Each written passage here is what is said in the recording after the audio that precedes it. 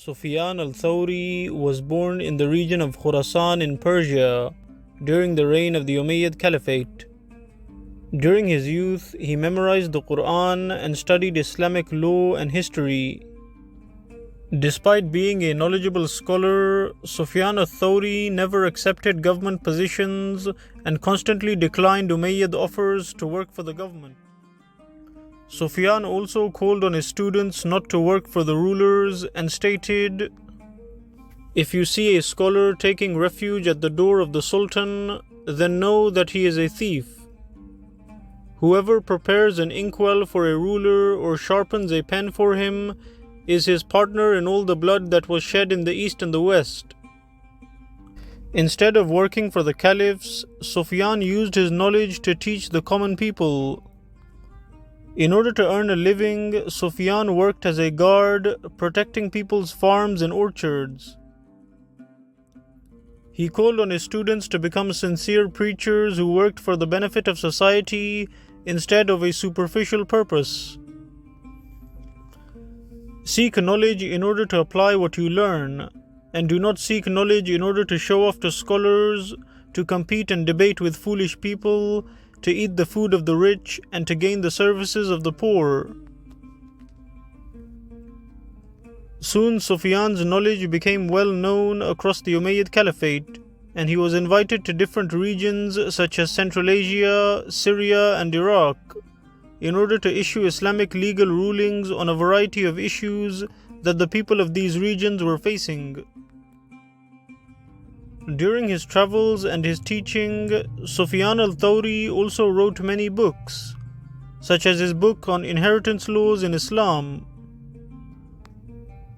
Besides teaching people, Sufyan al-Thawri also used his position as a preacher to openly criticize corrupt government officials and caliphs.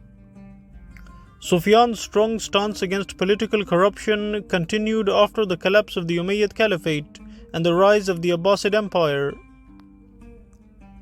Sufyan once visited the Abbasid Caliph known as Abu Ja'far al-Mansur and criticized his extravagant Hajj pilgrimage caravan.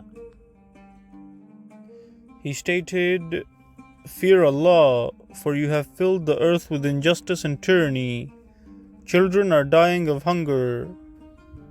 Umar ibn al-Khattab did not spend more than 15 dinars on Hajj, and he used to stay under the shade of trees. You should fear Allah and give the people their rights. The Caliph was offended, but he also noticed the eloquence and knowledge of Sufyan al-Thawri. Therefore, he later invited Sufyan to his palace and offered him a job as a high-ranking judge in the Abbasid government. Sufyan rejected this offer as it went against his policy of not working for governments. In response to this rejection, the Caliph al-Mansur threatened to execute him if he did not accept the position. As a result, Sufyan al-Thawri was forced to accept the position.